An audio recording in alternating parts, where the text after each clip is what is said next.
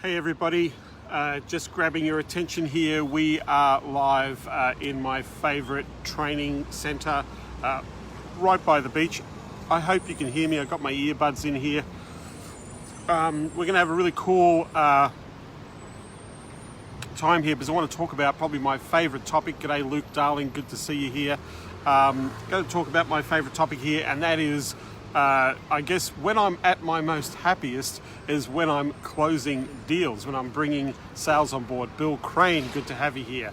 And so I'm going to walk you through. G'day Simon, how you doing, mate? I'm going to walk you through some very specific sales stuff. I'm going to talk about, g'day Aaron, how you doing? I'm going to talk about specific tactical things that you can do to generate sales. I'm going to show you some really simple sales psychology, or we're going to call it sales kung fu, sales fu, or tung fu phraseology that you can use to close deals more effectively as well. This is an area that is probably one of the most important things for your business. If you don't get this right as a business owner, you are going to have to hire somebody to do this for you, or you're just going to be left to the mercy of not generating the type of business you want to generate. And so this is not something that sales is not something that you just learn and run with in your business. It's something that you're going to be continuing to do as you grow. And look, the best salespeople I know are the people who actually found or run their companies. I often talk to CEOs, and I'll say, at the end of the day, if you were to put a client in front of you, g'day Marek, how you doing? If you were putting a client in front of you, if I put 10 people in front of you, how many would you close? And most CEOs of companies would turn around, I could close, 8 to 10 of those into deals. G'day Tom, how you doing? And so if I can close 8 to 10 of those into deals, as a CEO of a larger company, you become ineffective in the sales part because you're too busy being the leader and running your company. However, if you're just starting out, or if you're still, 100K, between 100K and 300K, and even at the million K, I mean, Jesus, I'm part of a multi-million dollar agency, and I'm still selling out in the marketplace. One, because I'm continually looking at better ways of improving my ability to communicate and help people with the service we provide. Two, to improve my skills and my understanding of the market and how they think. So I got to be at the sales point, and so I want to be I want to be selling as much as possible, and I don't think that'll ever stop. I think for the last 33 years of my professional career, and I started when I was 5 years old, of my professional career, sorry, that's a joke, professional career, I've always known that this is probably the most important part of any business. And if you don't get this right, or you don't at least have a process to help people to engage you, to come on board and say, yes, I want to do business with you, well, you're going to struggle. And you'll continue to struggle, and ultimately you might as well go and get a job. You might as well go get a job. So I know that nobody here wants to be in a job or get a job. They want to create your own opportunities and your own ideals in terms of where you're heading. Lauren Andrews, good to see you here. Great to see you here, Lauren. At the end of the day, you want to sell and you want to convert and you want to close, and from there you want to bring those clients on board. You want to add as much value as possible. You want to get a return on that value and them paying you so that you are profitable, so that you can actually use those resources to scale. The three fundamental elements in our own desire as entrepreneurs are, number one, the freedom. And freedom is, I know, a big word. G'day, Harry, how you doing? Freedom, I know, is a very big word.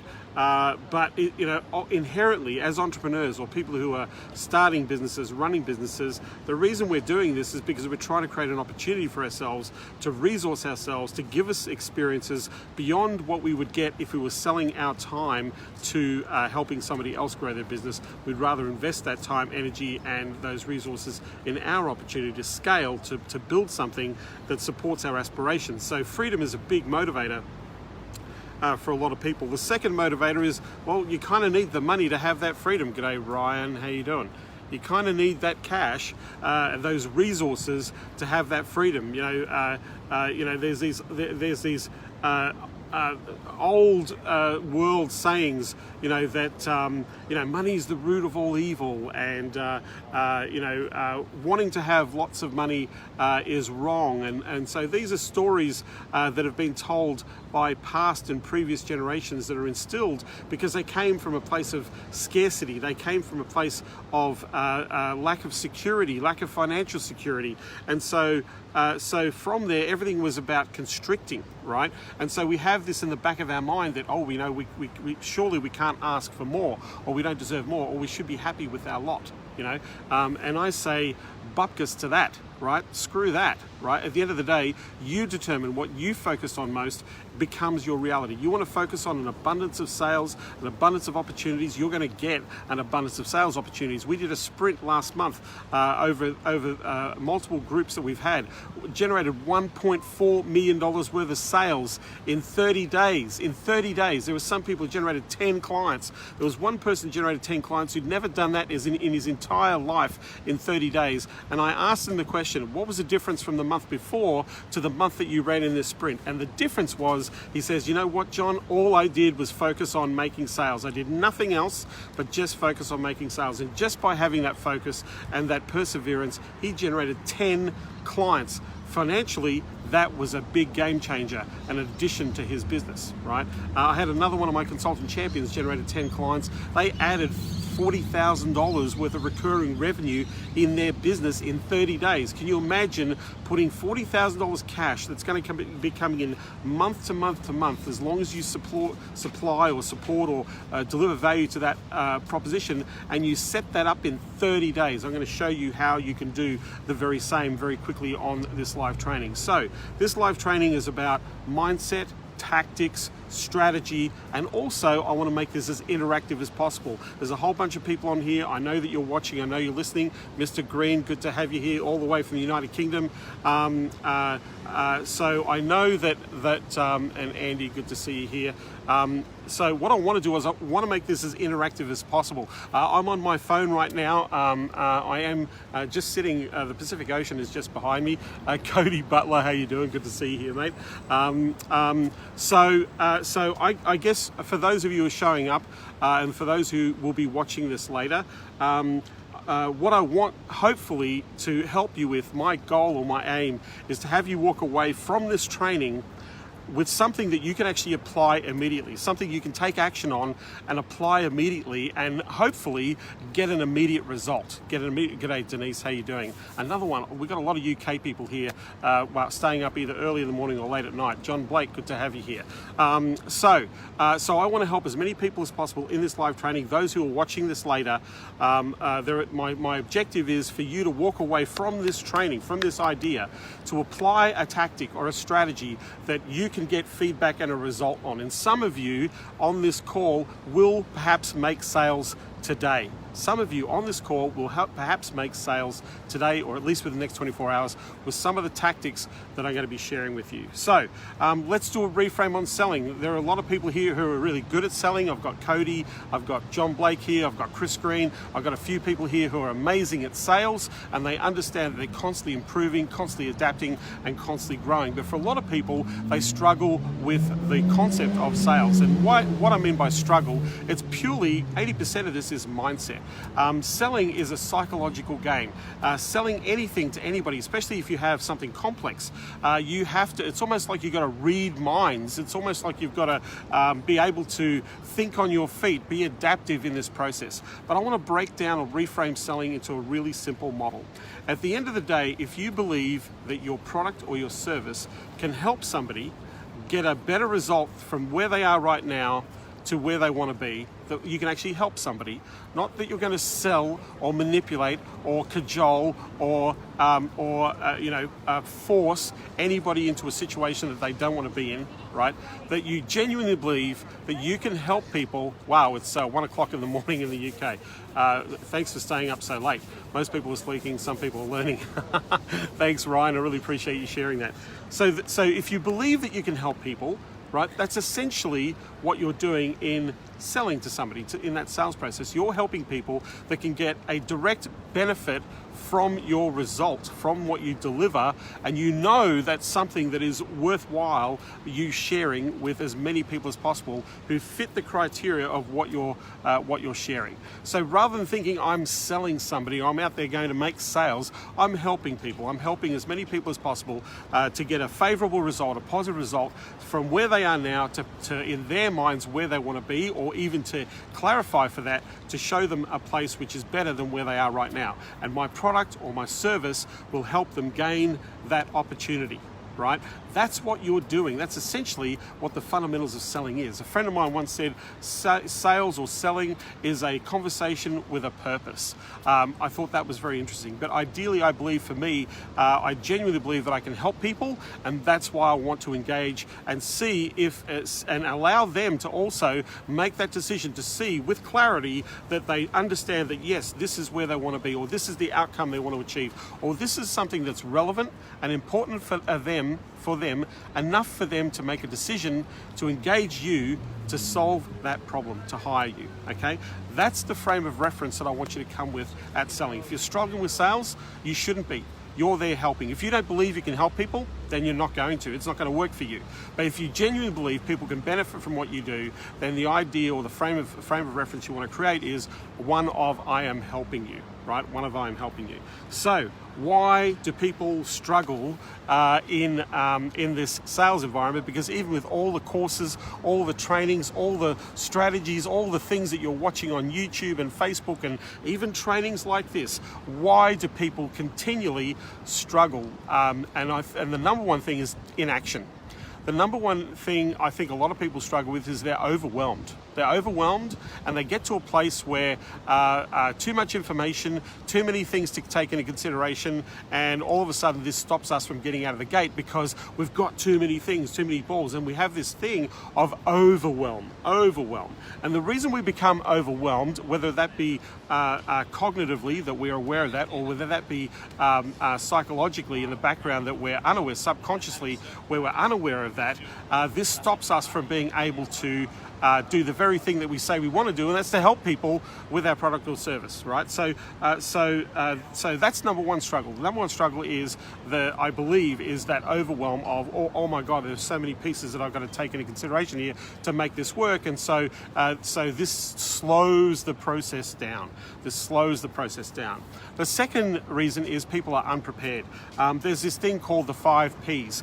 Poor planning creates piss poor performance, right? Poor planning creates piss poor performance, right?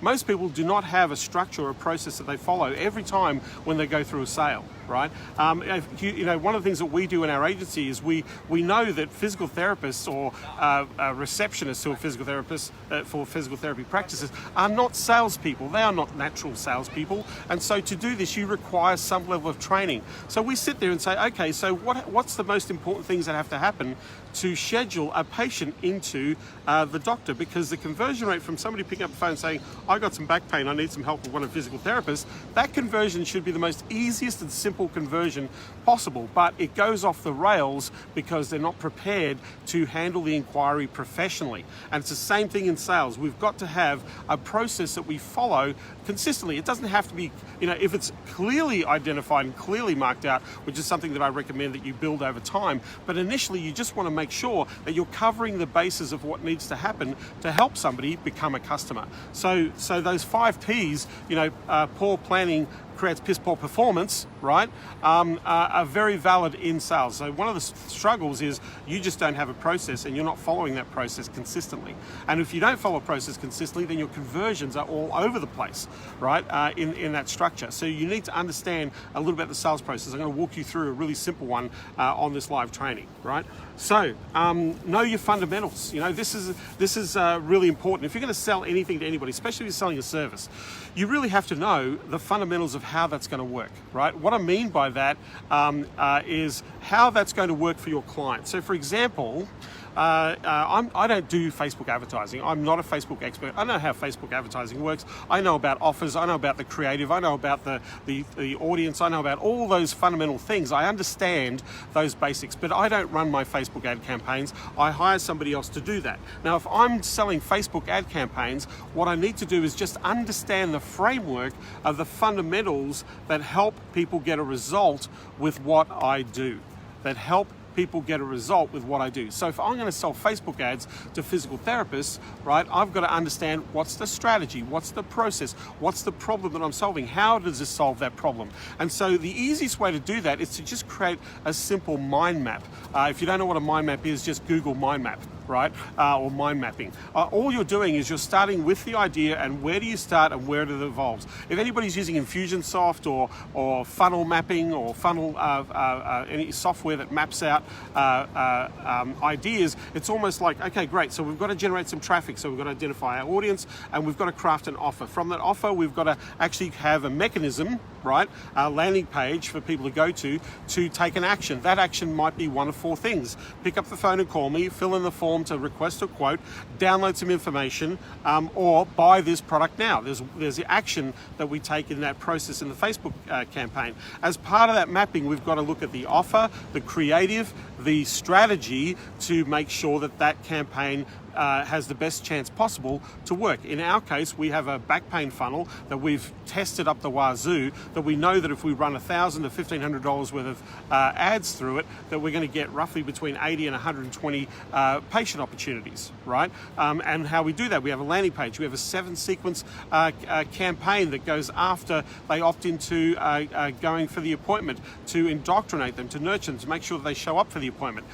So we have that process mapped out. So what you want to do just simply, just like you would with your sales process, you just want to map out the fundamentals of what you do, because then that gives you a very clear picture, and it's also a picture that you can share with your clients, right? It's a picture that you can share with your clients. And I'll give you an example. There's one of my consulting champions is in the display home market, and display homes are where they've got a series of homes already built, already decked out, already furnished. They've spent millions of dollars putting these homes up. They spend hundreds of thousands of dollars on advertising promotion to get people to come and look at the design, select a plan, stick it with a property, and it's a house and land package, and that's what they sell. So one of my consulting champions, if you hire him, he has a process, and it's all mapped out in Infusionsoft and using Facebook ad campaigns, where on average, with an ad spend of about $12,000 a month, you'll be able to sell $6 million or more in property every 90 days. So he has a system, and all he does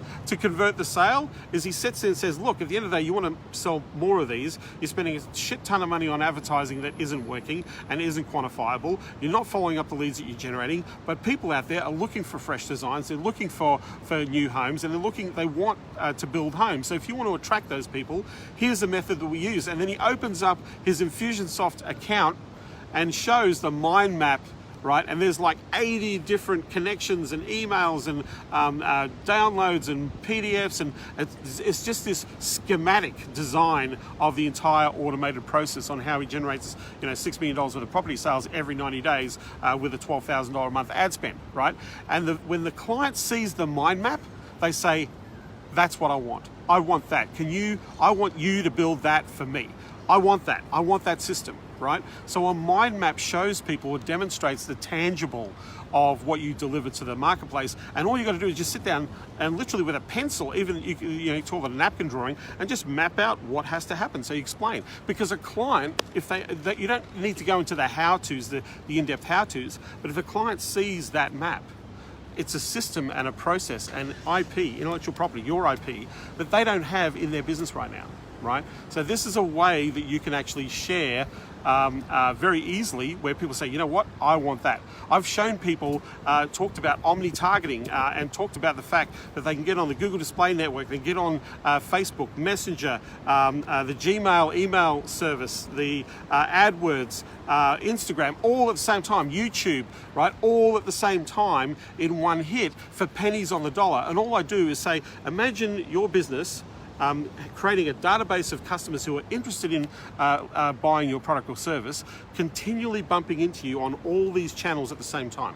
Imagine having Coca-Cola's budget for pennies on the dollar. As soon as I just show that picture, they go, I want that. That's what I want. That is awesome.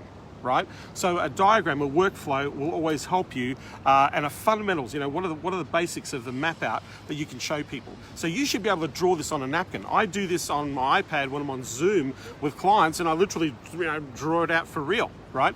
We use pitch decks in Consulting Champions and Consulting Rocket. We have presentation decks that take people through step by step. No proposals. We don't do proposals. We don't encourage proposals. But we take people through a step-by-step process, and at the end of that, the client is going to make a purchasing decision. And if you've covered some of the basics I'm going to share in this sales training, then you're going to maximize your opportunity to hit those objectives. Right? So I'm going to walk you through just what needs to happen from the initial engagement, the opportunity to initially engage, to setting up an appointment where you're actually asking somebody to actually make a decision at the end of that appointment. They're going to make a decision, and you're asking them to make that decision.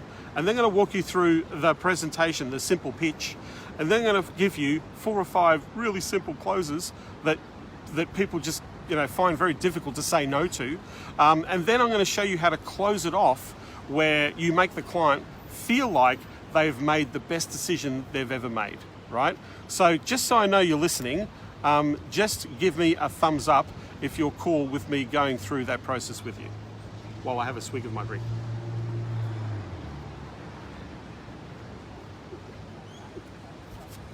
All right, nobody's listening to me. That's cool.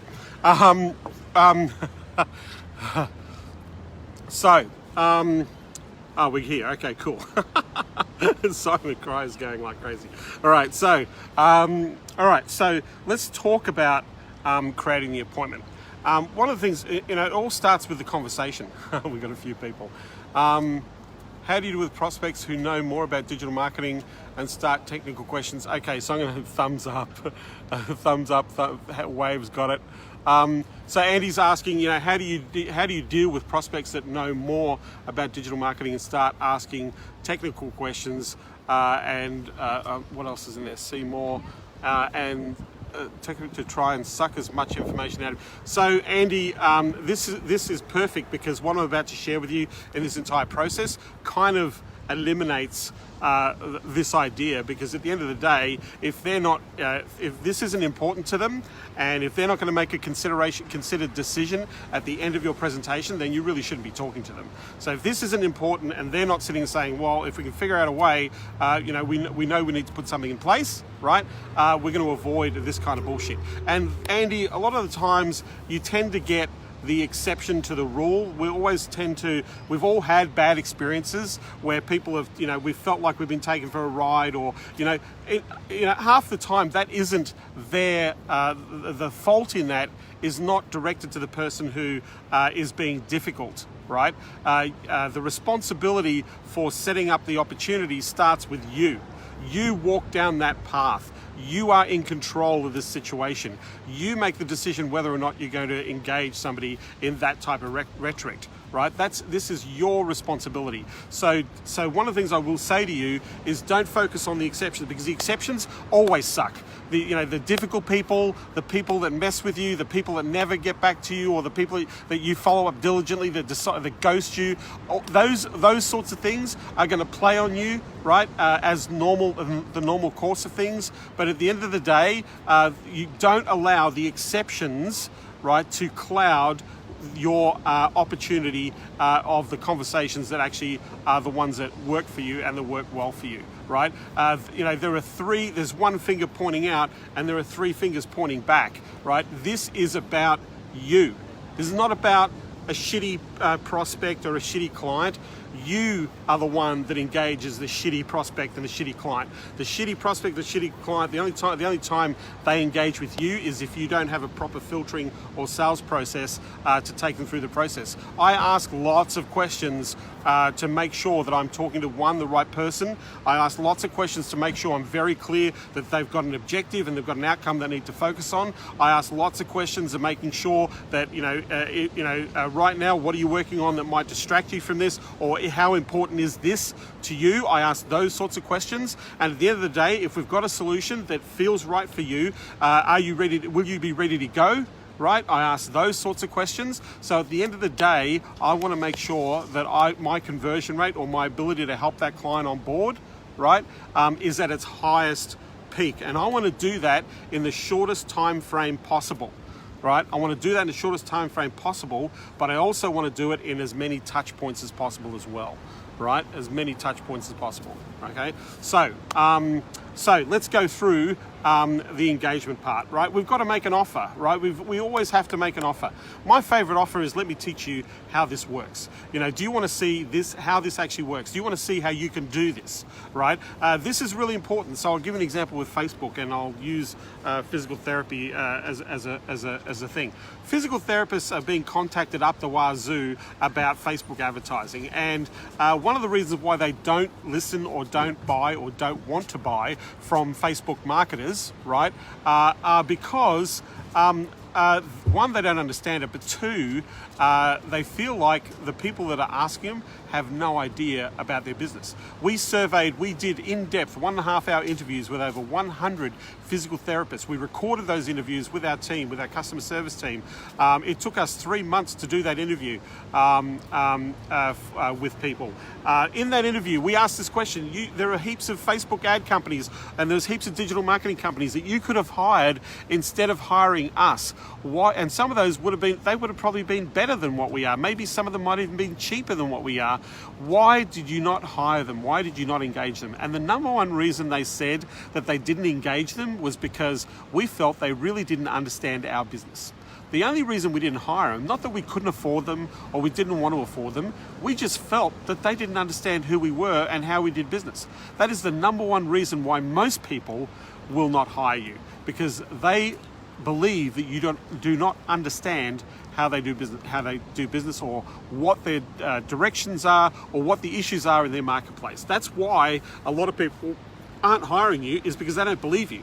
They don't believe you, and they don't believe that you even care. That's the other thing, is they don't believe that you even care about helping them, that you care more about what you're interested in, you care more about you getting paid than actually helping them get a result. Right? That's what the market believes, and the reason why they believe that is because that is exactly what they've been presented to 90% of the time. You've got people in this market who have no idea what they're doing, they have no idea who they're talking to, they have no idea of how they help people directly, they don't understand the process or their client or the value, they don't understand the business model, right? All they're interested in is making a sale and making some money. And unfortunately, the last time I checked, if you go out to the market and say, hey, can you just give me some money so I can make some profit, please? Right? The appropriate answer to that question is take a hike, right? I can think of a more appropriate expletive, but I don't want to do that on Facebook Live, right? But that's the way most people sell in this game. They completely screw it up because it's more about what they want and what they want to do, what they want to present, right? What they want to talk about, rather than sitting down and listening and saying, hey, is it okay if we walk through a path or go down a path that helps you get exactly what you're after? And if it fits, that's awesome. If it doesn't fit, that's okay too. Maybe I can direct you to a place where you can get help, right? I know I'm getting photobombed by a whole bunch of people behind me watching, thinking, what is this crazy guy doing? So understand. So what I'm going to go through is just some basic structure.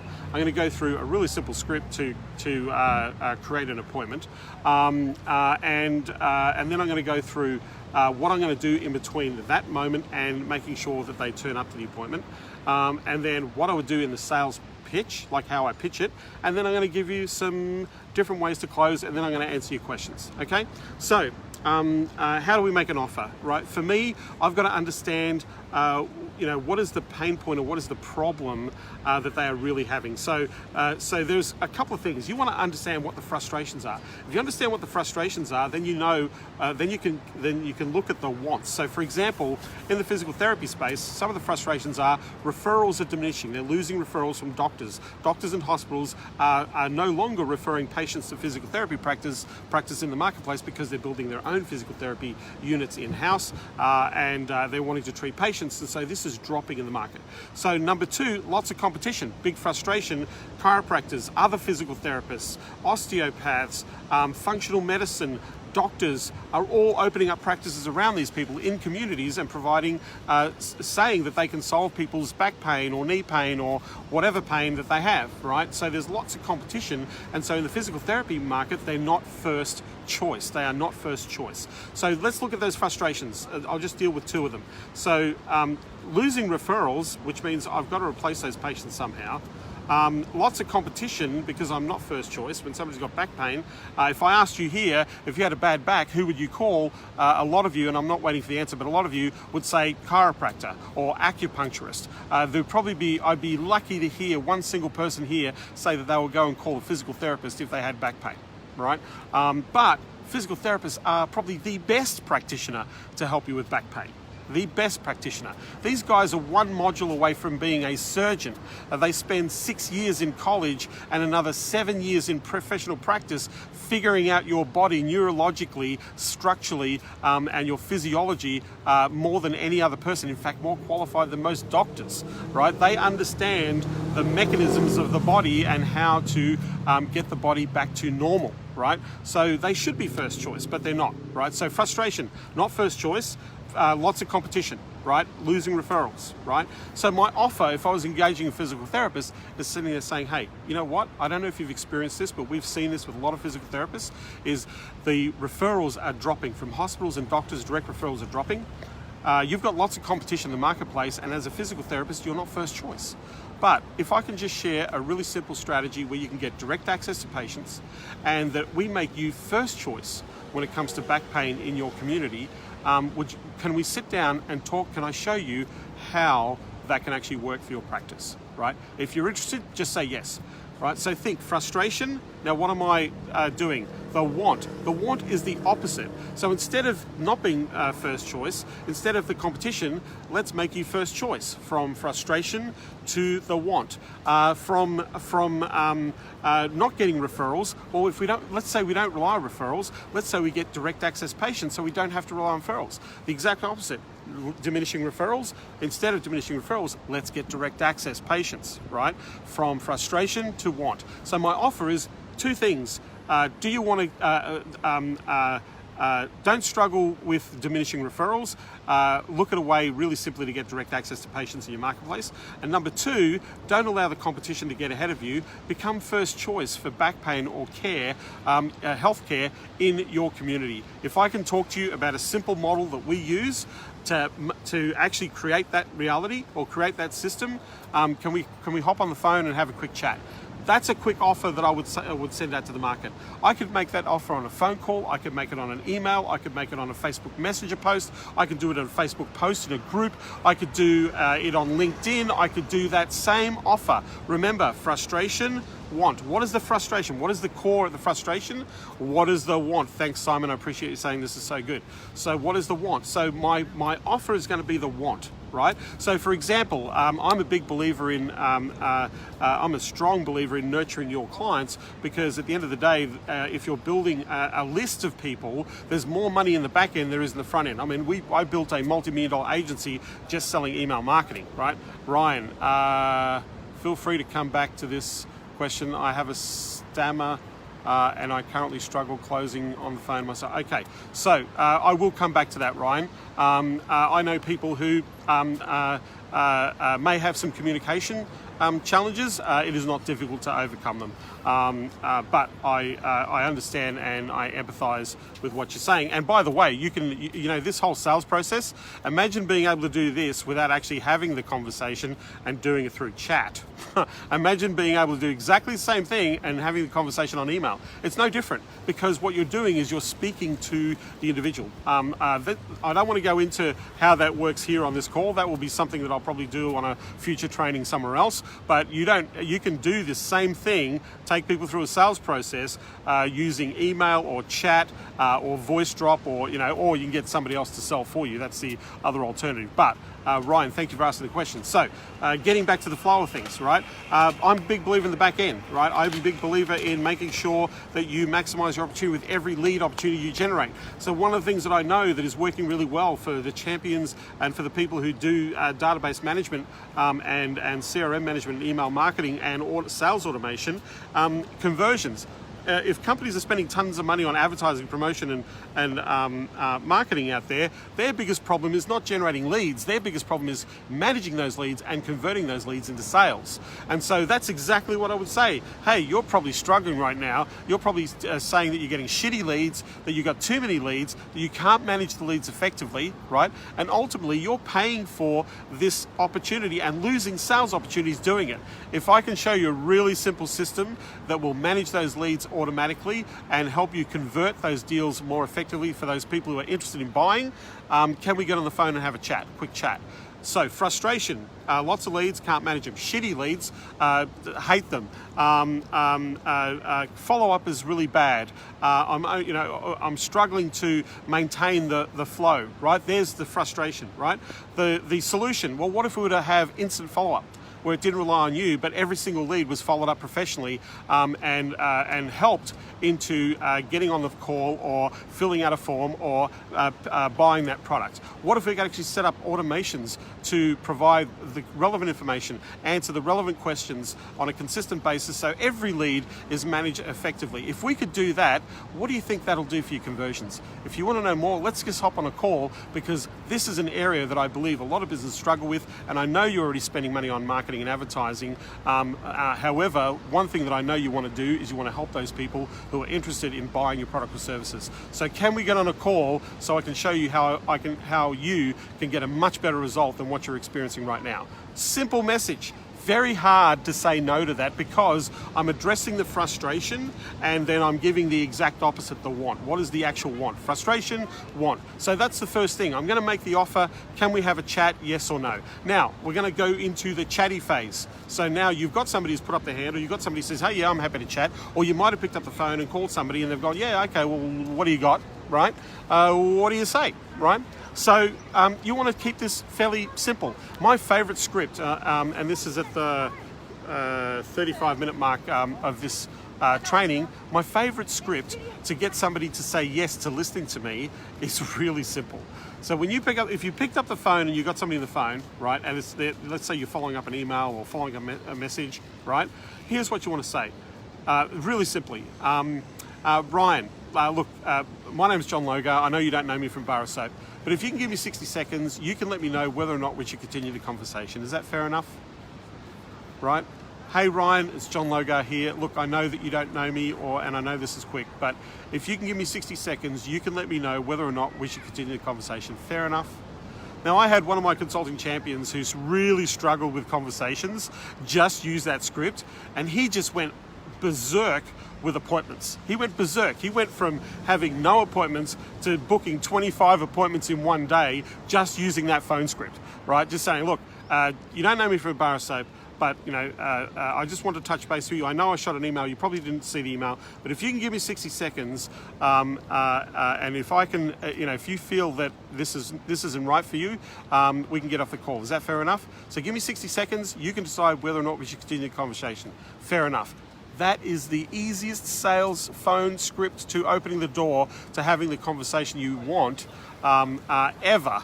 Right, it's a really simple conversation. That script, by the way, is not my script. I can't even remember where I picked that up from. I think it's an old insurance sales script, but it works. It works 100% of the time. It's very rare for somebody to go, no, fuck off, I don't want to listen to you, right? So easy script, right, to use, okay? So let me just take a drink here while I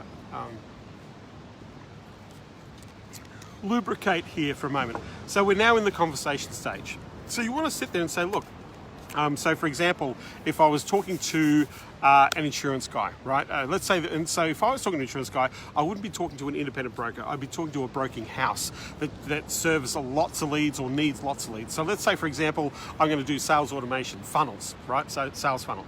And I'm going to say to the insurance guy, look, if you give me 6 seconds, you can let me know whether or not we should continue the conversation.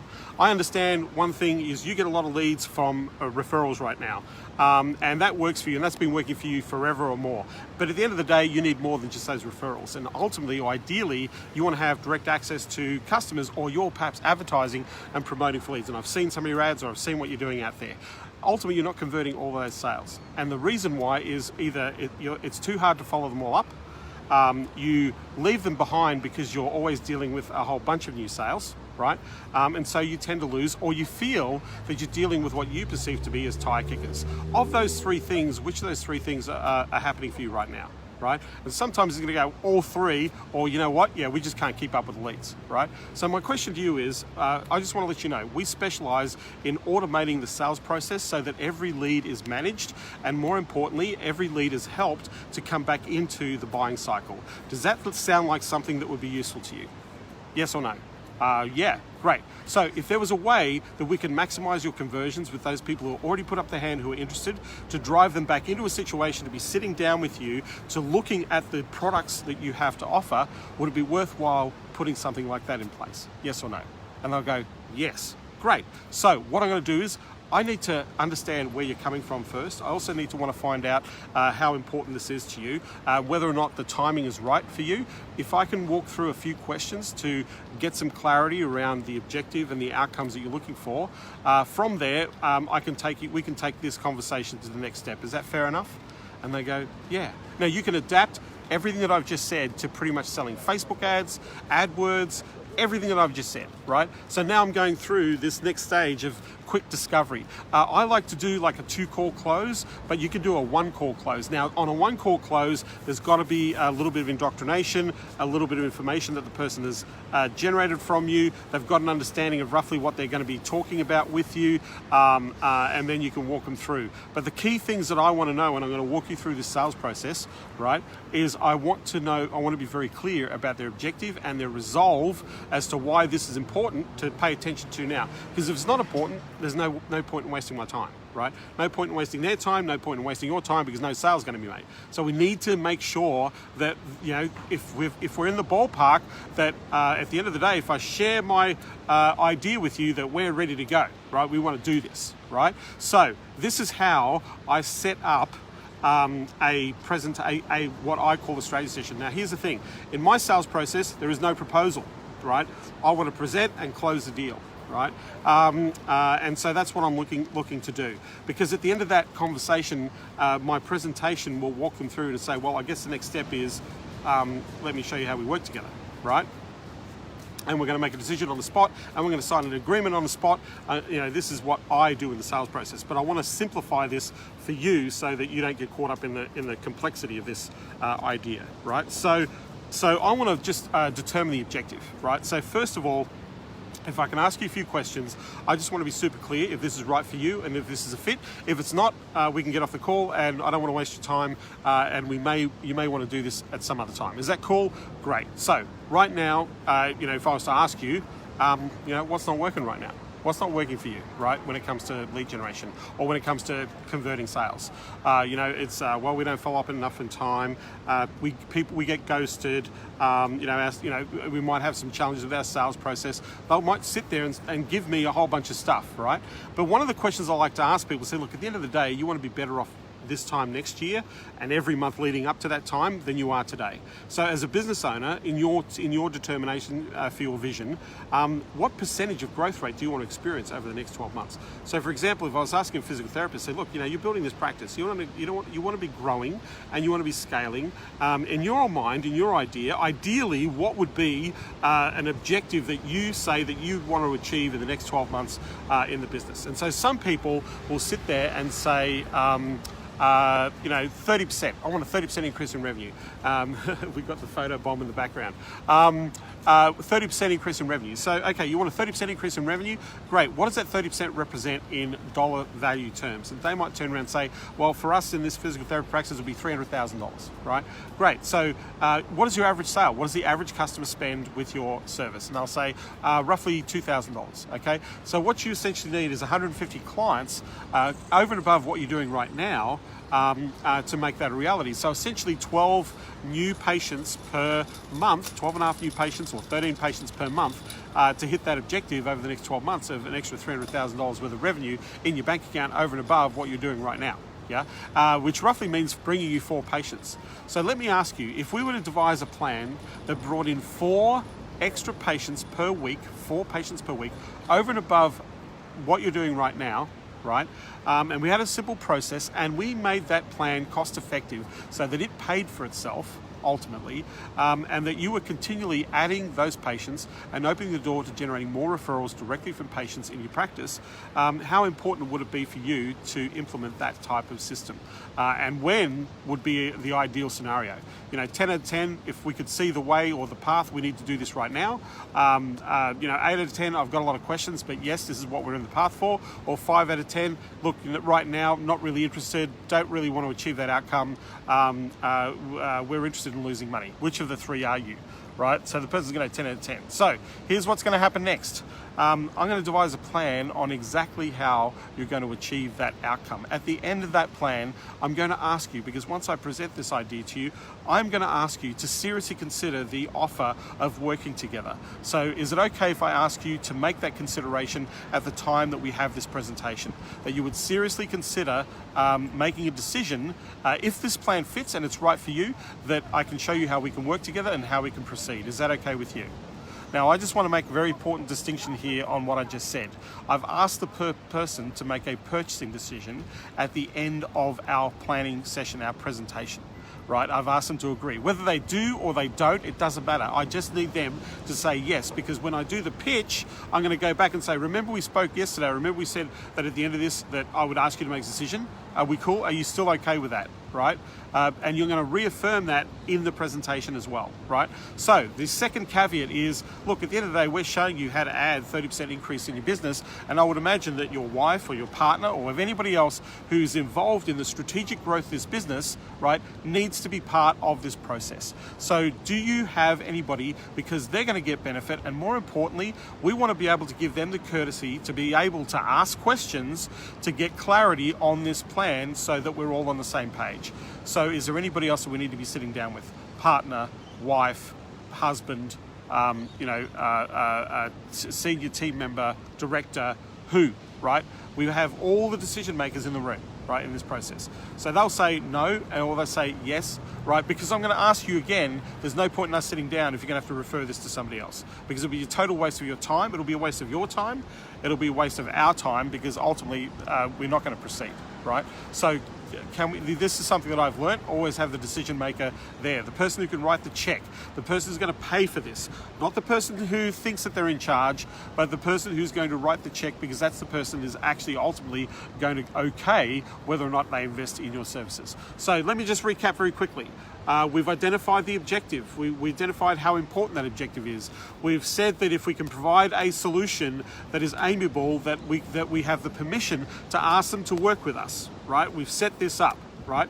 So far, are we good? Does anybody have any questions so far before I go on? I'm looking at the time here. We are 45 minutes into this training, and I want to keep this nice and tight, because we're going to go into the pitch, the simple pitch in just a moment, and I'm going to go through a series of simple closes. Anybody got any questions so far? Just type in your question here on this live training, and I'll answer your question. By the way, what a beautiful day it is around me. I cannot believe that this is the middle of winter and it's like 22 degrees Celsius. Anybody got any questions? Or are we all good to go? Thumbs up if we're all good to go, and we'll go through the pitch, through the sales presentation, through the pitch. Anybody got a question, or anybody got that I can answer? Biggest takeaway so far, even if you type in, we've got a few thumbs up here, even if you type in, what is your biggest takeaway so far from what I've shared so far in this training? Just type in the biggest takeaway you've had, the biggest aha. We've got people in the background saying hi and photo bombing. What is the biggest takeaway that we've had so far in this training? Just type in. Andy McDuff says all good to go. Biggest takeaway so far, we've covered the mindset of selling, we've covered the helping, we've covered an initial engagement, we've covered the setting up the presentation, frustration and wants. Yes, Simon, that's a really cool one to do. Yep. The 60-second strategy, thank you, yes.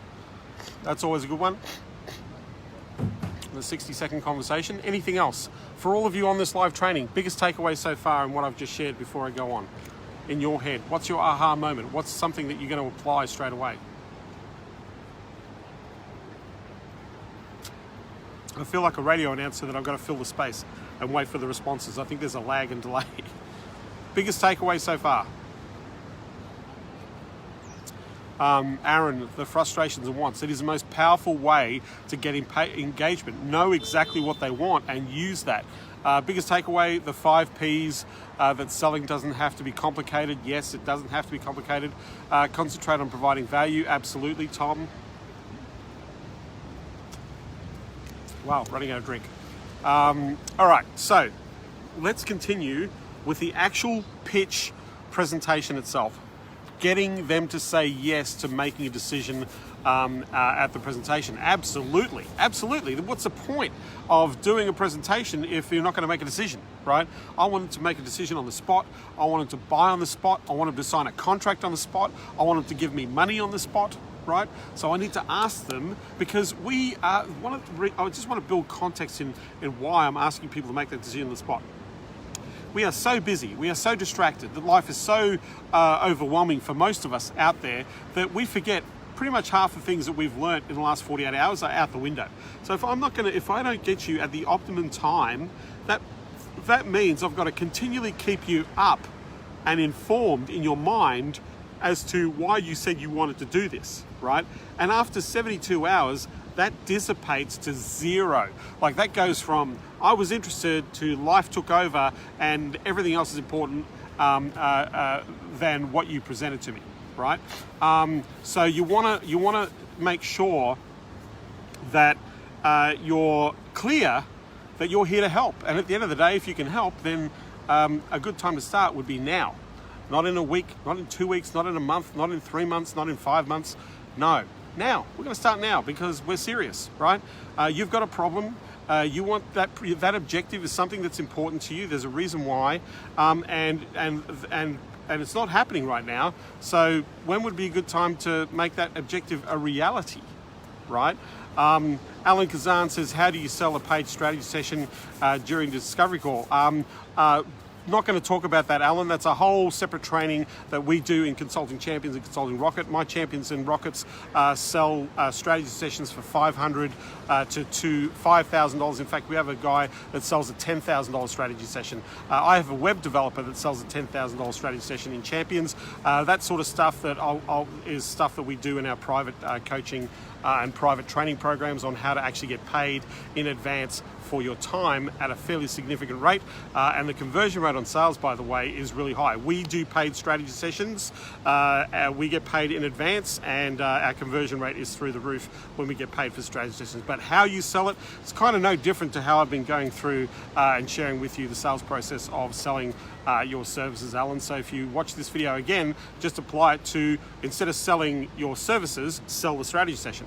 You know, the outcome that you're trying to do is provide the benefit of the strategy session. If you're going to get paid for that strategy session, well, there's the value in doing that with you, in having a plan, and then they can buy that. That's how you sell a strategy session, as opposed to selling your services first. So thanks for asking the question, Alan. Let me move into the pitch. So I just want to go through the elements here and break it down for you so it's really easy. This is such a simple model that you can pretty much write out the steps in front of you and make sure that you hit those points, right, when you do your sales presentation, okay? So number one, when we get to the presentation, we've got to get to our setup, right? We've got to get to our setup.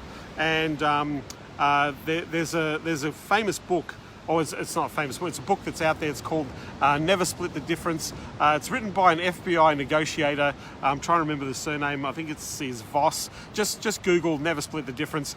And he talks about this concept of giving your client the opportunity to eliminate all the objections up front and the ability to say no at the beginning of your presentation. So imagine literally saying to the client, look, these are the common objections that we have, right?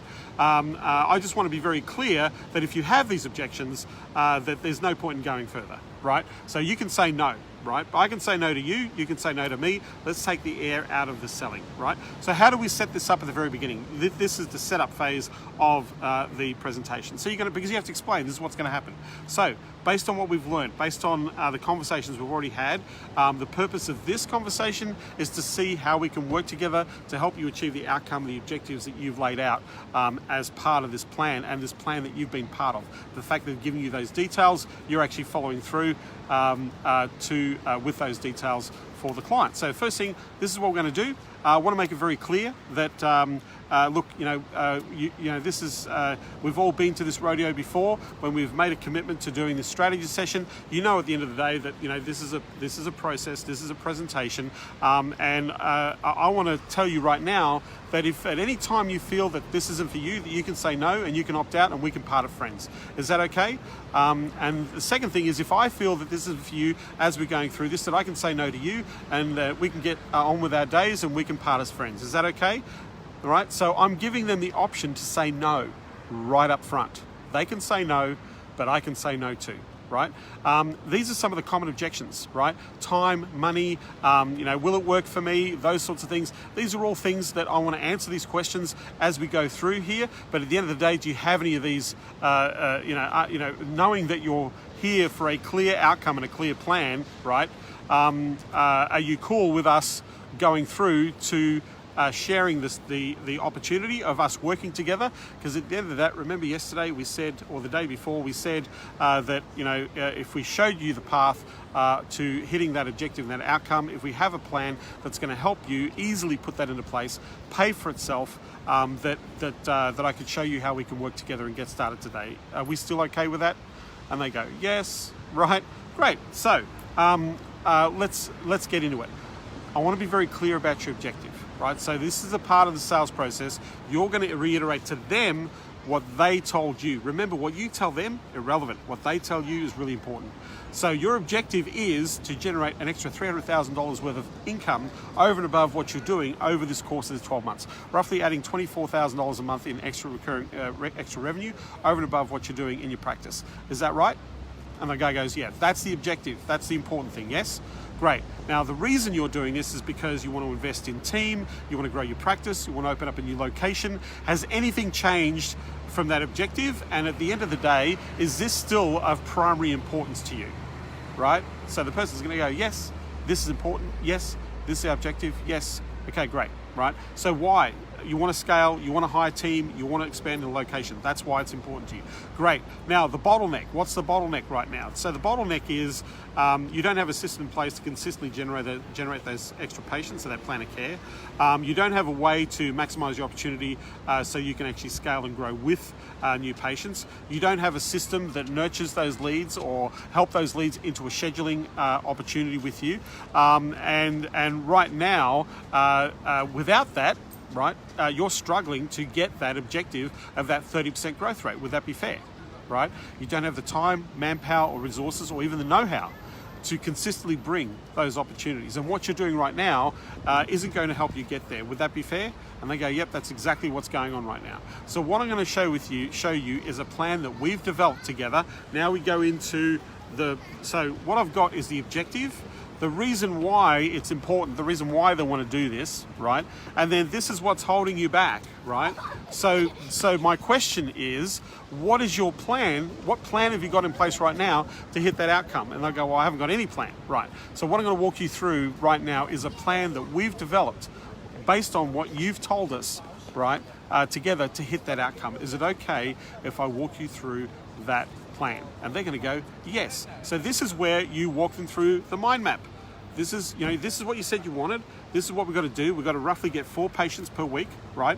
Buying into plan of care. To be able for you to do that based on your conversion, you were saying that you're going to close 1 and 2. We've essentially got to give you 8 opportunities a week, 24 opportunities a month. That's going to give you your 4 patients a week. That gives you $300,000, right? Ultimately, that's the breakdown of what we've got to do, right? So is it okay if I walk you through a quick demonstration of how we go about making sure you maximize your opportunity to get those 4 plan of care patients? Yes, you can. Great. So you walk them through your presentation, right?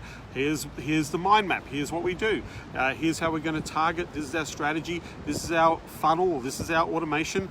This is our support. This is the back end that maximizes the opportunity to your conversion, right? And so here's where you go to. Now you've got to have evidence, right? So now you might have some case studies. This is where you say, look, at the end of this, I'm obviously, I know that you can say yes to this, right? But ultimately, the result that you're getting or the result that you're driving to, we've had a whole bunch of other people who have said yes to this type of plan. Can I share with you what happened when they said yes, right? So you go through 3 or 4 case studies. Right? Now, if you don't have 3 or 4 case studies, you go to a resource partner that's going to serve or deliver and ask them for 3 or 4 case studies. Right? Here's a business where we generated this outcome. If you're working with a resource partner to do your AdWords or your Facebook or email marketing or your funnel, they've got case studies already. Right? So you want to say, look, here's an example of the work that we do. Right? When I was building, when we're back in the day, we ran into the situation where a lot of companies needed to create websites that were far more responsive and, more importantly, more directed towards conversion. So we built a website business to $800,000, and I'm not a web developer. I'm not a graphic designer. I'm not a programmer. I'm not a developer. We did $800K in website sales in 10 months. I had no website and a Gmail email and a cell phone. That was it. Right? That's what we did. And essentially I sold somebody else's team to deliver on the website. So they basically crafted a page of all the cool websites that they built, and they said, this is my team, this is what we've done, here's an example of conversion-based design and conversion-based websites that we've helped companies not unlike yours to get a better result on their marketing and their advertising. Right? So this is the evidence, right? This is the case study. This is what happened to Joe. This is what happened to Sue. I'm going to show you 3 to 5 of those.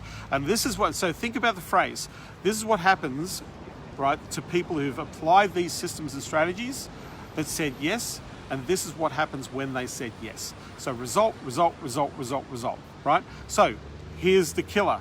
This is the question that you're going to ask. This comes from, I don't know where it comes from. My mentor, Taki, uses this very clever, or one of my friends and a coach, Taki, uses this very cleverly, but I believe it comes from the Sandler School of Selling. There's this phrase, and this phrase is a deadly phrase. What I mean by a deadly phrase is it literally allows them to walk into a sale if you use this phrase. So based on what I've shared with you, based on the demonstration, based on the fact that you know that this is already working in the marketplace, it can work for you too, right? The question is, where do you think we should go to from here? And they'll go, I don't know, you tell me, right? So I don't know, you tell me. Great, is it okay if I show you how we work together? Awesome, well, this is how we work together, right? Thanks, Simon, I really appreciate it. This is how we work together, right? So, we have a team, we have the support, we have an onboarding process, we have a structure. The idea is to monitor and measure the results that you're getting, and we want to maximize the opportunity and get out of the gate. So here's how we work together. So based on how we work together, where do you think we should go to from here? Right? They go, well, I don't know, how much is it going to cost? Okay, great. So before I show you this, right, okay, do you really want to do this? Is this something you really want to do? And they go, yeah, this is something you really want to do. Great, so is it okay if I walk you through the investment? Sure, great, so you walk through the investment. Here's package 1, package 2, package 3. Package 2 is the one that everyone buys. This is our clients, but most of them invest. The reason we built this package is to provide the value and the structure. So you might have a basic poverty pack, one-off last sale that you don't want people to buy. Then you want number 2. It's like if you're looking at SaaS, they always say buy the extra value one. This is the one they highlight, the one in the middle. It's the same thing in this sales process. If you want to increase your average sale, get people paying $3,000, $5,000 or more, have a couple of packages, have 3 packages. Because if you just give them one price, one deal, then they just got one answer to give, yes or no. You got a 50-50 shot of getting the deal. If you sit there and say, look, this is what we offer, and the majority of people that we work with, people like you, they take this one because of the value, the higher price one, right? And then you go, great, of the 3, and we have the enchilada up here that does the comprehensive process and adds a bit more value and gets bigger results. Of the 3, which do you think is the best one that suits you? And they're going to go, I think the one in the middle, that's the one that suits me, right? Great, so where do you think we should go to from here? We ask the question again. I don't know, how do we get started, right? This is how easy it is to accidentally allow somebody to sell themselves into the process. So all you're asking is, where do we go to from here? I don't know, you tell me. Great, can I show you how we work together? Yep, great. Okay, so where do you think you should go to here? How much is it going to cost? Great, is it okay if I walk you through the structure? It's cool, right? Okay, so then they go through again. Here's the investment. Which one suits you the best? Which is the best idea? Or I think number 2. Great, where do you think you should go to from here? How do we get started? Or I don't know. Great, can I show you how we get started? Yes, right? That's how you walk somebody into a sale, right? They go, yes, great, so we have an agreement. This is what's going to happen next, right? We need an initial installment to get this started. Here's a payment link, or do you have a credit card handy where you can do the initial installment? And the card that we can use, right, Simon says, oh, that just happened. And we have a card that you can use, right? That gives you the best, I always make a joke, pick the card that gives you the most frequent flyer points, right? Great, what's the number? Take down the number. Great, I'm going to process that card for you now for this installment. And I've got an agreement here. If you can, let me walk you through what we're doing here, what we're expecting of you, what you can expect of us, right? G'day, Ellen. What you can expect from us, let me walk you through the agreement. We get people to sign on the screen. We literally send a Panadoc email and said, let's walk you through the agreement. Great. So you sign here. Great. I'm going to sign it here. Great. We've got the credit card. We've got the deposit. Guess what? Super excited here. Welcome. We're going to start working together. We're going to start working on this project, right? G'day, Steve Fallon. We're going to start working on this project, right? So that's an easy way to walk people through a close to get started to sign up with you, right? A lot of thumbs up, thank you.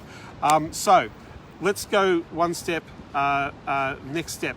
After somebody signs up, this is what you want to do, because the person has made an investment.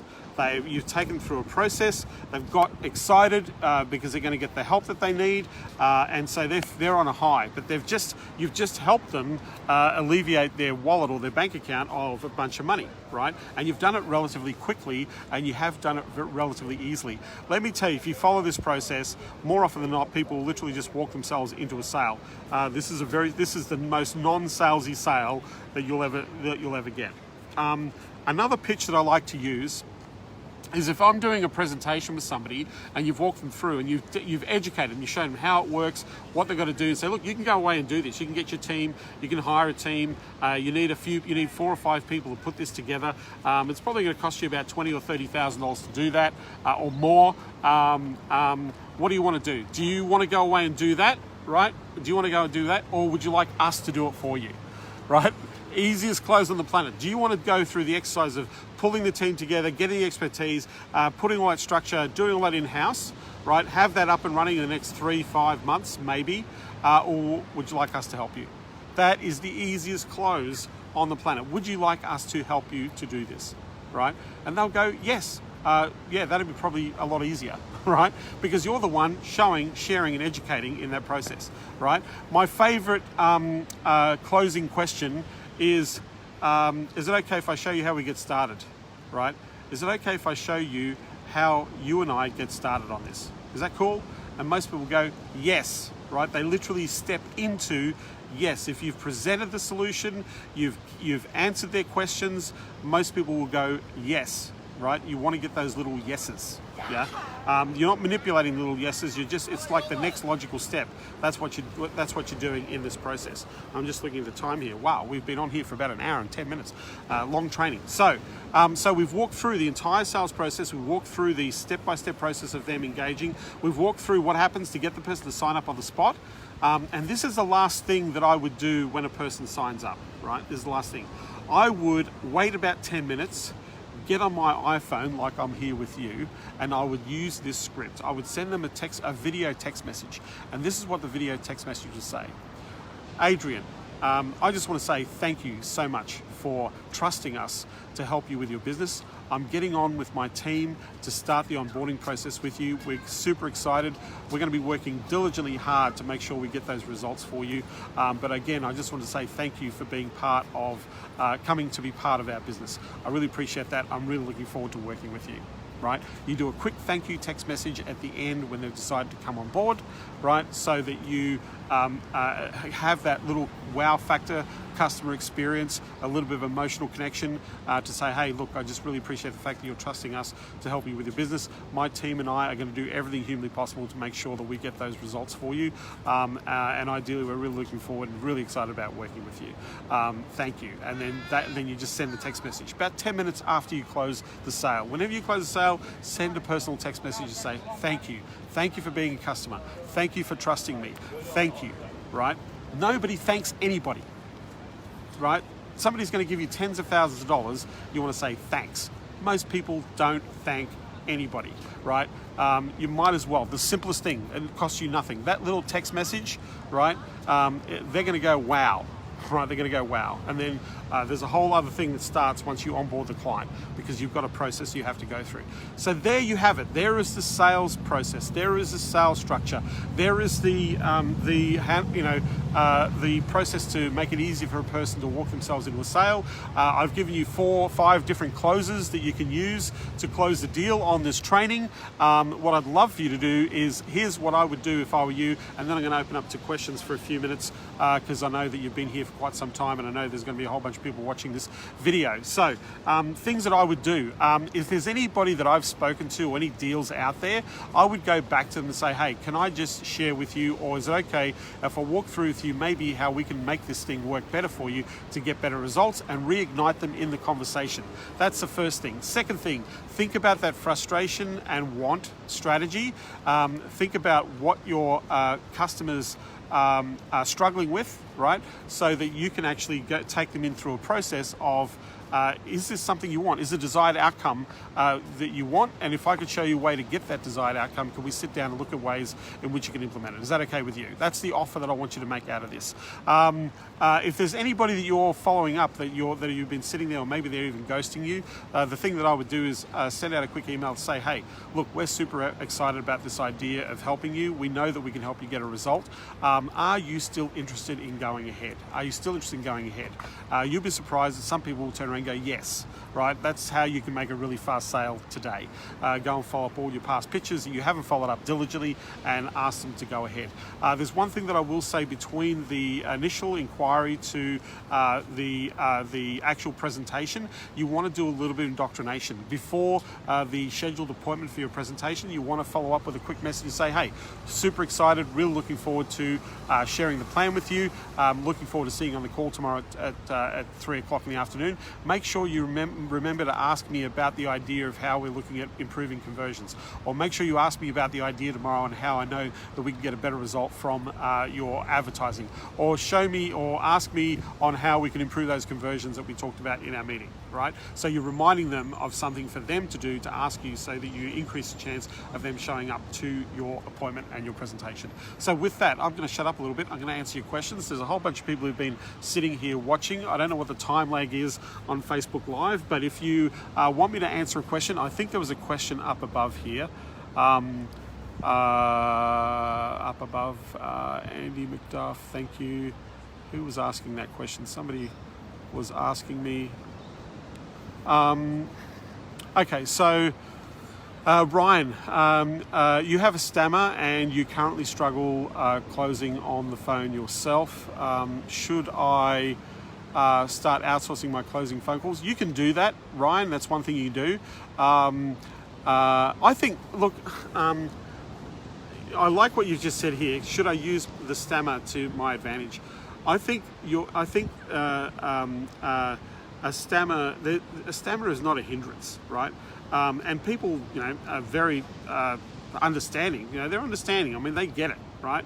And I think one thing that you have an advantage in, Ryan, is that if you do have a stammer, people will listen. They will listen more intently, right? They will actually pay more attention to what you're saying, because they understand. They have to cognitively get what it is you're sharing. So at some level, I think that you should use the stammer to your advantage rather than get a closer. You can always hire people to close your sales. That's an easy thing. You can hire people to make appointments for you. That's an easy thing to do. But I don't know the circumstances of the stammer. I used to know somebody who used to who struggled with a stammer, and the way and nobody would know, because they almost they sang what they said. That might sound really crazy, but they found a cadence and a tone so that in fact people loved listening to them. But it's almost like they were singing as they were speaking, right? Or rapping as they were speaking. So it was a very unique conversation. But that's how they used stammering to their advantage. So I don't know if that helps you, Ryan, but I hope that helps you. We've got a few questions here. Any tips on where to find good resource partners for your niche? Or Aaron, there's this amazing website that most people find difficult to find. It's probably the most hidden website on the planet, and it's called Google, right? So generally you can find white label anything.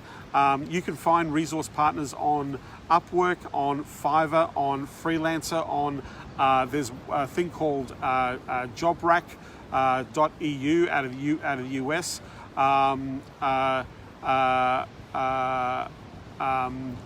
Those are the sorts of things. Alan, I'm going to answer that question in a second. But yeah, resource white labelers you can find. But here's my criteria for white labeler. 1, they've got to have a team.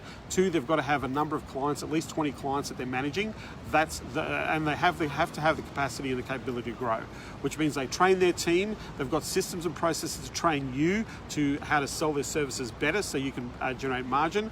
Those are my criteria for finding a white label partner. There's a lot of white label people online right now. It's not hard to find. You just want to find them with teams. We in Champions, in our Rocket programs, we have resource partners that we work with very closely, who have large teams, who have training, who have support, who have exceptional onboarding, customer service aspects to their business. But those are people that we work with, and the only people that can have access to those in the way that we train them is the people who are in our programs. So hopefully that answers your questions. Alan Kazan, how do I overcome I need to talk to my partner, co-founder objection during the discovery call when selling a paid strategy session? Well, here's the thing. You've sold the paid strategy. Whoever, you've got to, one of the things you've got to be clear is who's the buyer. So managing director, owner, founder, principal, president, right? Those people are the people that you want to be speaking to, Alan. The person who runs the company, who runs the checkbook, they're the people you want to be speaking to, right? So that will eliminate the I got to go and speak to a co-founder. If it's a co-founder, I would have sold the strategy session to the decision maker first. If I have to talk to a co-founder to sell a strategy session or paid strategy session, then I would be having them come to me rather than me come to them in my marketing. Because if I'm going out cold, then I've got to make sure, I've got the right people on the phone. And again, Alan, without giving me too much context here, you're not telling me how much they're spending, how much your strategy session is worth, what is it that they get for their strategy session, because all of those elements are going to feed into how you do a value stack to see if they want it in the first place. At the end of the day, there's 2 things that you need to know. You need to know where they're at right now and where they're going to. And so this is where a lot of people screw up, is they think they know where people want to go without knowing where they're at.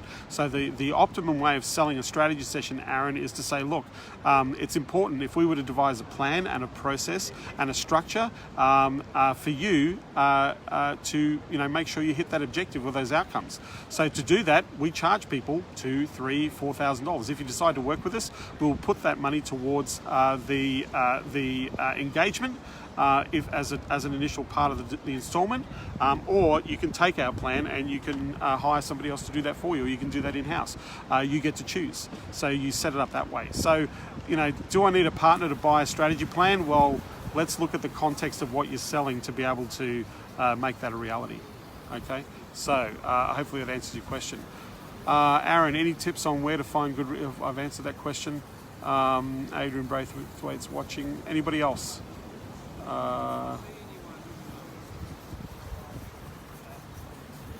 You're saying, should I repeat the whole discovery call with a partner? Absolutely. You've got to repeat that. You've got to have the call with the person that's going to make the decision. That's what you've got to do, Alan. I'm building an offer, but a little stuck. So I'm starting out in the training education niche. So Andy, when you say you're starting in training education niche, are you doing corporate training, leadership training, adventure training, vocational training, leadership, compliance training, business development, credit training? Saying education niche or training niche, that is a massive niche. That's like saying I'm going to go and target 3,000 different customers in the marketplace. So Andy, the first question I've got for you is who? because there's no one offer suits all, or one offer fits everybody. I was just talking to one of our consulting champions who is in the legal attorney market. He has a niche offer, a niche, very niche. In his market, in any given state in the United States, there's probably about 200 people in every state that kind of offer this particular service, right? So Andy, I can't help you if you can't tell me what market is, and saying to me I'm trying to work on figuring out, just pick one. If it's vocational training, let's say it's teaching people how to drive trucks, getting truck licenses, or workplace health and safety training. There's like thousands of freaking companies that offer those services, Andy, right? Just pick one and pick it fast. That's all you got to do, because we can sit here and this is the thing where people spend too much time trying to figure out, well, who am I talking to? Andy, if you're at this stage of your business where you don't know who you really want to speak to, then what my suggestion is, put your offer aside for a second and go and find the problem first, right? So this is my advice to anybody who's struggling with a niche, right? Because yes, we all know that niche is important and niche is working, but sometimes I sit there and say, by the time you figure out how to get into a particular niche and what a niche needs and how you're going to serve that niche and what offers are going to respond to, you could be working with freaking 10 or 15 clients paying you money, not worrying about the niche, right? So sometimes you've got to let the niche find you rather than you find the niche. So if I'm struggling with a niche, and I can talk about niche selection in a moment, I've got an easy way to do this, but if I'm struggling with the niche, all I want to do, Andy, is I want to talk to a business owner. I want to talk to somebody who's in business, running a business, and I want to understand what their problems are. I want to understand how their business works. I want to understand what happens when a customer buys. How does a customer buy? When does a customer buy? What is the reason for them making that purchasing decision? How did that customer come to finding you? Where do they come from? What thing instigates their decision making? So I can understand how they engage their customers. Then I want to understand, well, how do you sell them? What's the sales cycle? From the time they start, do they come to you? Do you go to them? Do you have a sales team? I want to know all these things. Let me understand your business, and maybe I can solve some of the problems that you have in the business. But just go and have a conversation with a business owner. If you want to talk to people, Andy, in the training market, do you know anybody running a training company? If you don't know anybody running a training company, go and ask people in your social media and your networks to say, hey, does anybody know anybody who runs a training company, and can you introduce me to them? I just want to have a quick conversation to just understand where some of the challenges or where some of the problems are. Go to your connections and ask anybody who knows somebody who's in training, can you introduce me to them? I just want to have a quick phone call, maybe have a cup of coffee, right? Talk to business owners first, because in taking an interest in business owners, Andy, what's going to happen is they're going to turn around and say, hey, you're asking some really cool questions, so what is it that you do? And that is the most dangerous question a customer, a prospective customer, can ask you when they step over that line to direct you and engage you to say, what is it you do? So don't get caught up in, I've got to find the fucking perfect niche, because let me tell you, if you had said to me, John, you're going to go and build an 8-figure business in the physical therapy market, I would have said, you're mad and crazy. There's no way in the world I would touch that market with a 10-foot barge pole, because getting in front of doctors is not fucking easy, right? However, here I am as part of a business that is generating tens of millions of dollars in the physical therapy space. So sometimes let the niche pick you rather than you pick the niche. Don't let this stop you. Go and make your offer. The thing that I want to do is, who benefits the most out of what we do? How do they benefit? How do they get clients right now? The training industry, Andy, it separates into hundreds of sub-niches. And some of those sub-niches, they're spending millions of dollars in marketing. Online, offline, they're spending millions, right? And there's lots of businesses spending tens, 20s, hundreds of thousands of dollars per month in the marketplace. So saying to me, I'm trying to figure that out, right, says to me that you're navel gazing, right? I'm not trying to be rude to you, Andy, but I'm trying to be direct, right? It only works if you go and freaking offer it. So just pick one. Just go, it's like tossing a coin. Pick one. right?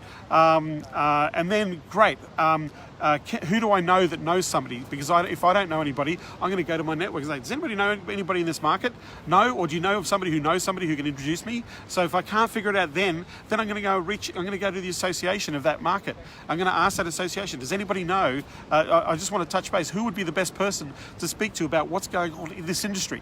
Right? That's the easiest way that you can go and generate client opportunities, is to take an interest in business. So Andy, I hope that helps you.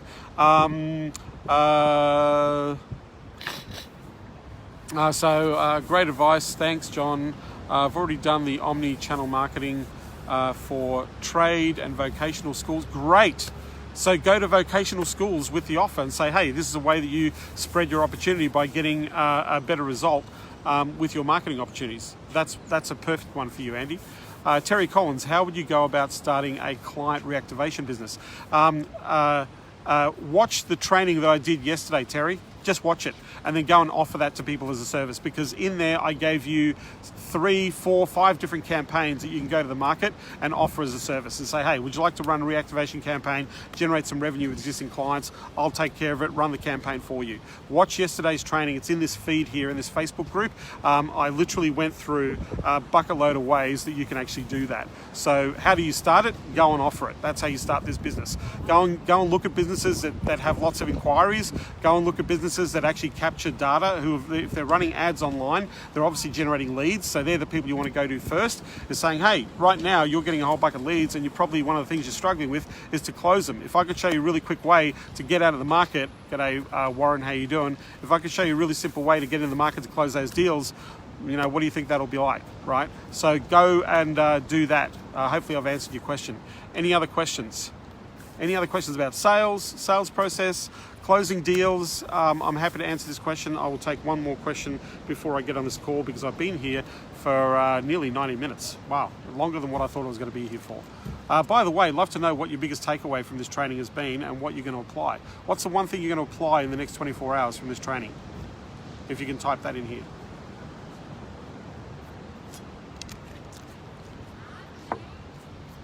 What's the one thing you're going to apply on this training?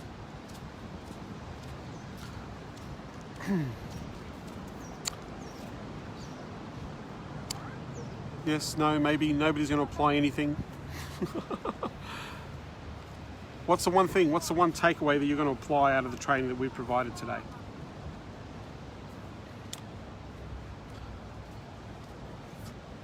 If you've got a question, ask me a question, or thinking about all the things that I've shared on this live training. I shared sales psychology, structure, systems. I've given you 5 different closes. I've shared with you what you've got to do to get out there and engage with businesses. There's a whole bunch of stuff that I've shared with you on this training. If you were to take one of those things in the notes that you've written, what's the number one thing that you're going to apply from this training session?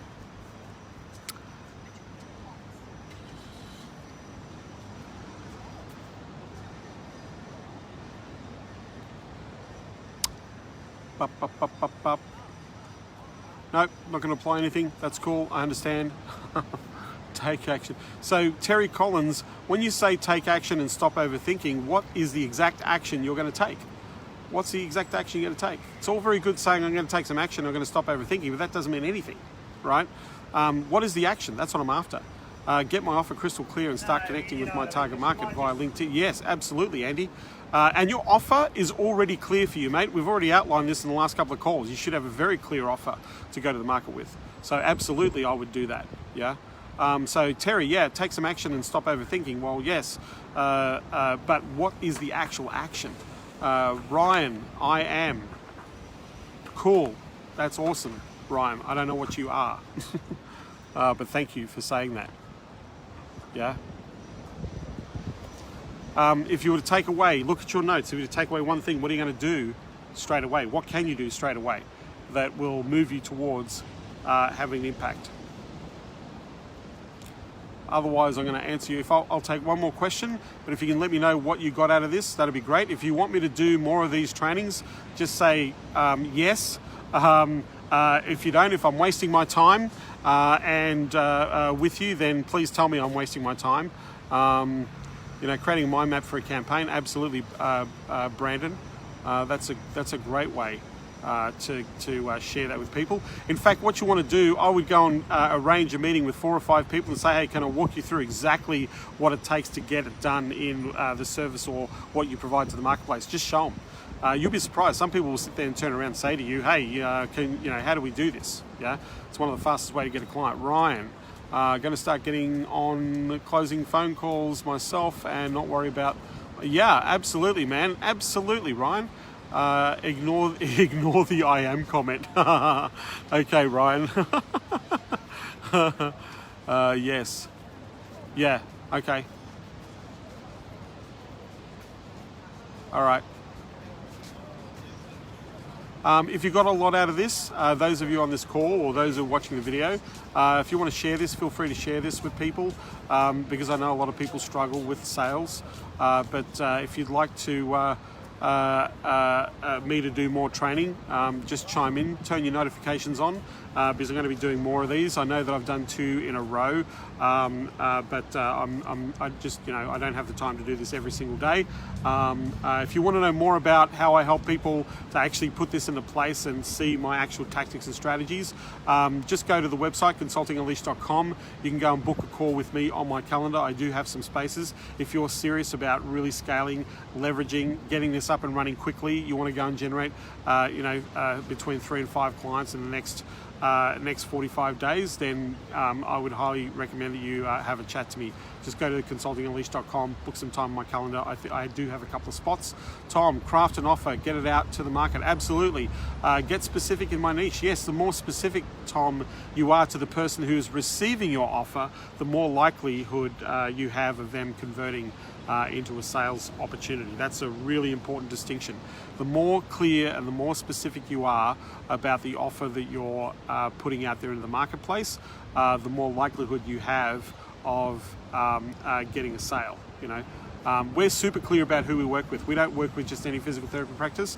We only work with practices that have 600 patients coming into their practice every month. They must have at least 3 or more registered physical therapists in treatment, not including the owner of the business. They must have room to scale within their current location, or they have multi-location. They're the only people we speak to because they're the people we get the best results for. If you're an independent single operator physical therapist, our system, our marketing system, will overwhelm you very quickly, and then you'll stop marketing, and then that just stops you as a client. So we don't work with just any physical therapist. We work with physical therapists who fit our criteria to get the best possible result. So we're niche within our niche. Yeah, we sell one thing. We sell one thing. We don't sell 10 things. We sell one funnel, one Facebook ad funnel. Right? That's it. That's all we sell. And we don't give them the funnel. We actually rent the funnel to them. They don't get the funnel, they rent it, right? We manage their database through automation, through email marketing. So all the leads that come in, we do lead management for them.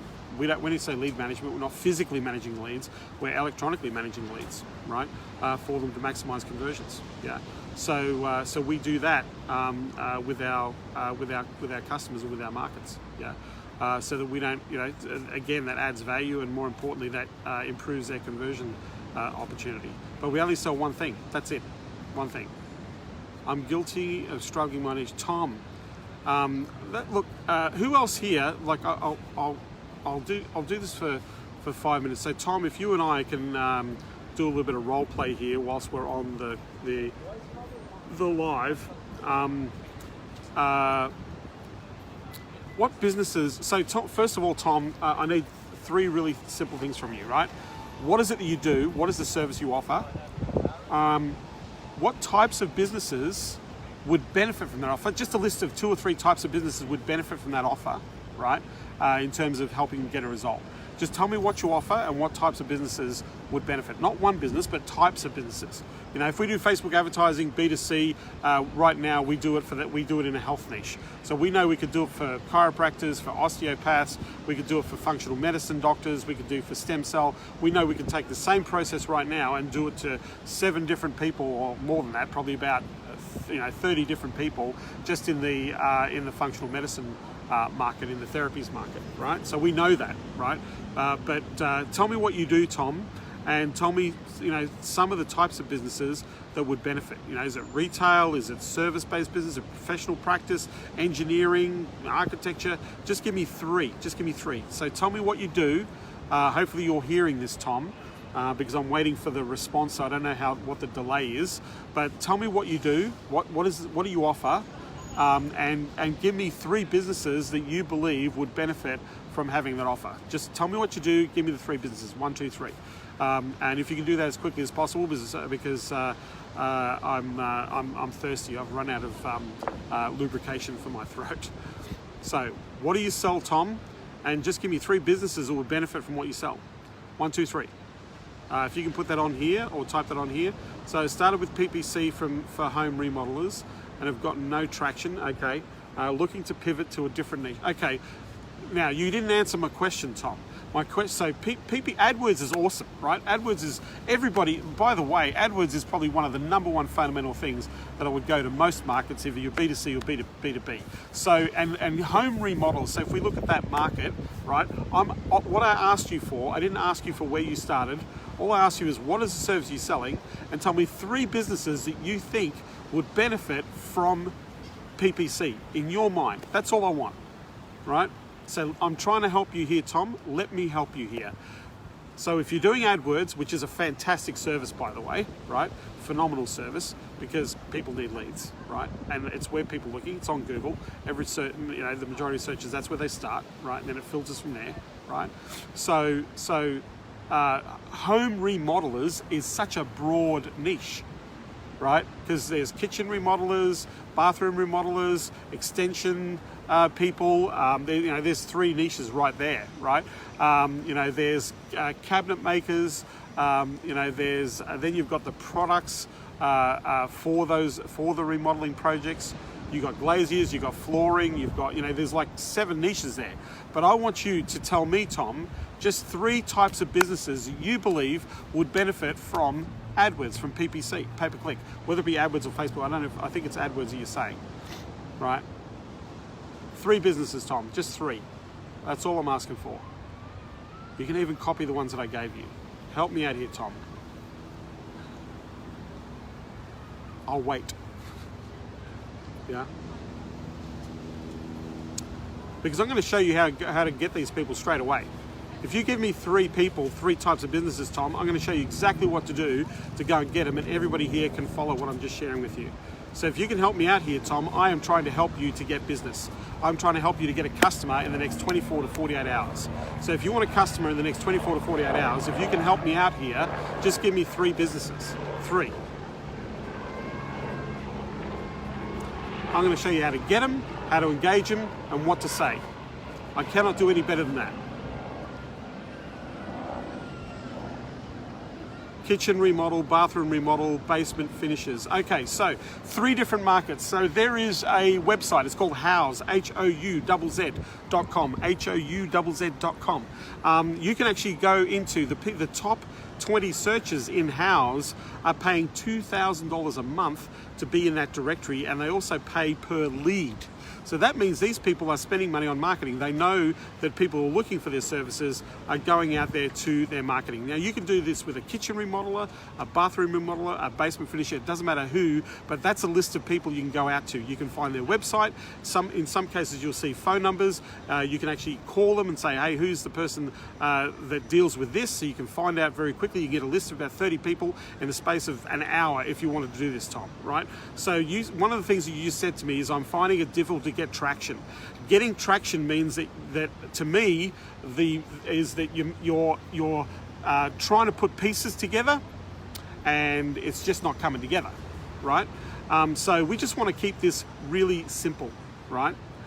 My question to people who are in this market is, so this is my approach. Look, I know this is a stupid question, but right now, are you looking for people who can invest between $15,000 and $30,000 or more in kitchen remodeling?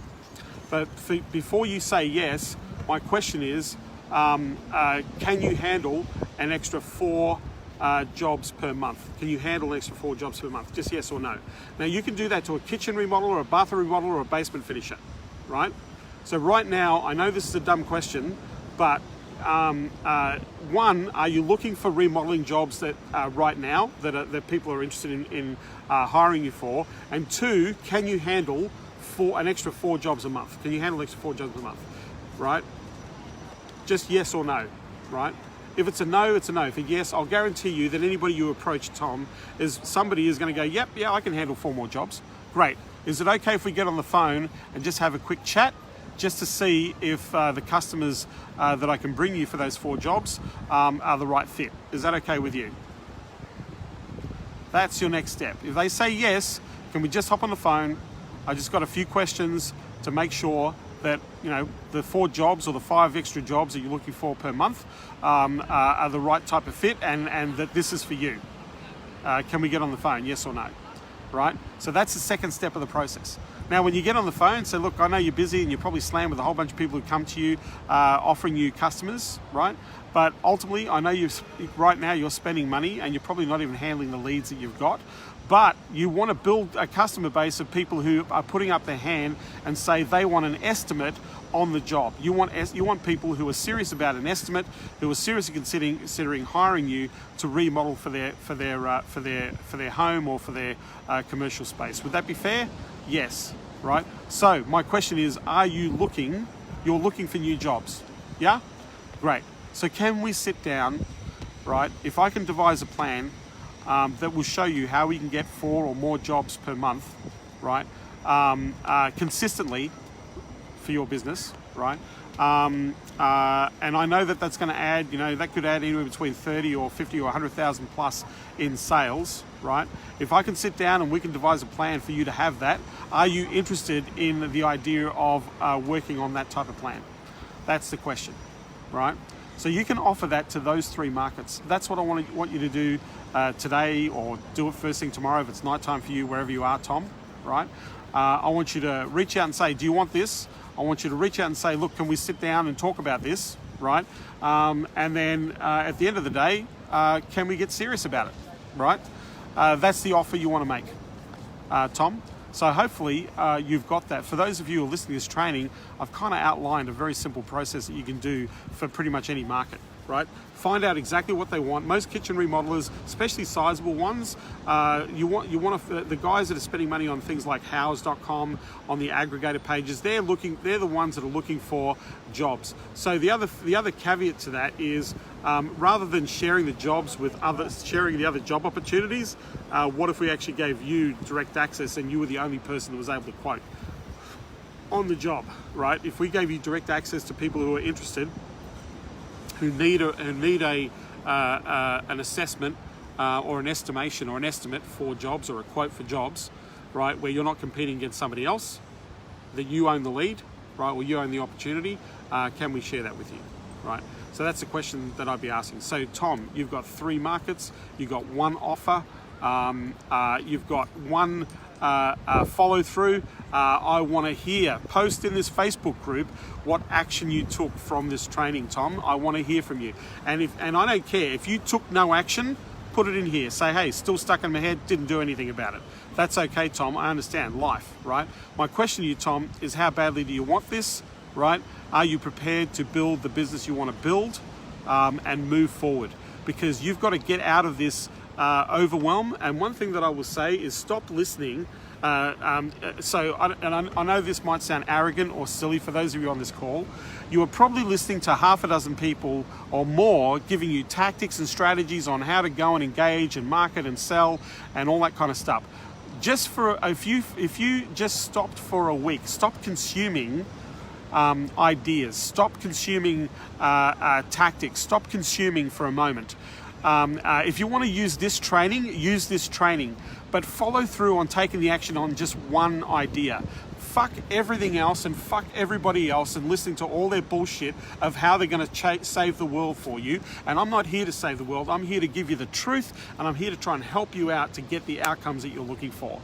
So take action on 1 idea, whether it's stuff that I've just taught you, or you went and bought some shit that somebody said was going to work. If you press the button, you're going to make 1 million sales. Work it out. Pick 1 thing and follow through with that 1 thing, and forget everything else for 2 or 3 weeks. Just stop consuming anybody anybody else's idea outside of the idea or the training or whatever you're following, and apply that one thing and see it through, right? See it through, work it out, and do it as quickly as possible. One of my favorite sayings: fail fast, fail cheap. That's one of my favorite sayings: fail fast and fail cheap, right? So with that, I want to thank you all. Those of you who are watching this training, I cannot believe I've gone for 1 hour and 46 minutes on this live training on sales. Those who are watching this training later who've not appeared live, please comment on what you thought about the training. Post your questions in this training. I'm happy to come back and answer questions. If you got a lot out of this, let me know what you got out of this. And ultimately, the idea is to maximize your opportunity to implement this. So keep it simple. Stop the overwhelm, do one thing, follow through on the one thing, and get the feedback that you need. And just because you tried something once and it didn't work, all you got to do is take another approach. Or let me tell you, if you haven't done the same thing at least 10 or 15 times and started to see the feedback or the iteration, you're really not trying. And most people in this world, or most people in this game, just aren't fucking working. They're just not doing anything. They're too busy, like I said, consuming, and they're not really following through. So I want to help as many people as possible overcome that inaction or that inertia of, I don't want you to become a knowledgeable derelict. I used to be a knowledgeable derelict. I used to consume a ton of content and ideas, and you know what? The consumption didn't help me. Right. The only thing that helped me is now, when I invest in things and when I invest in coaching, right this year, I'm spending about $100,000 just in coaching for myself. Now I know my shit, but I still need coaching. I still need help. Right? I'm still getting coaching on getting better, being better. I'm getting coaching on business coaching. I've got coaching on freaking mindset coaching. I'm in very, very expensive masterminds. Right? It's very important that I've invested in myself. But here's the thing: when I invest in something, when I'm investing in an idea or somebody that I'm learning from, I want to apply that idea. I want to eliminate all the noise and move past that and apply that idea, because you want to maximize the opportunity to get a result for yourself. So thanks for watching. I really appreciate you being here on this training. I hope you got some things out of this. I'd love to get your feedback on this. If there's a training that you want me to do in future, I'm happy to respond to that training. Just ask for it in the Facebook group here. But as I said, I'd love for you to give me some feedback and let me know how you go. If you've taken some of this and you've actually gone and taken some action, that you've not just sat here and listened to me rant on for an hour and 45 minutes. So with that, I want to thank you all for being here, and I look forward to seeing you on future trainings. And keep an eye out in the Facebook group here. Turn your notifications on. As I said, I'm here to try and help as many people as possible get a great result, to be able to build or aspire to build a business that does give them freedom, does give them profit, and more importantly, gives you some meaning and some purpose to help some people out, and more importantly, to help the things that you aspire to as well. Ryan, thank you very much for being here. Andy, thank you for being here. The 20 or so people that have come through this training this morning, thank you all. I'm sure you're probably going to come back to this. Take care, and I will see you on this feed. Bye.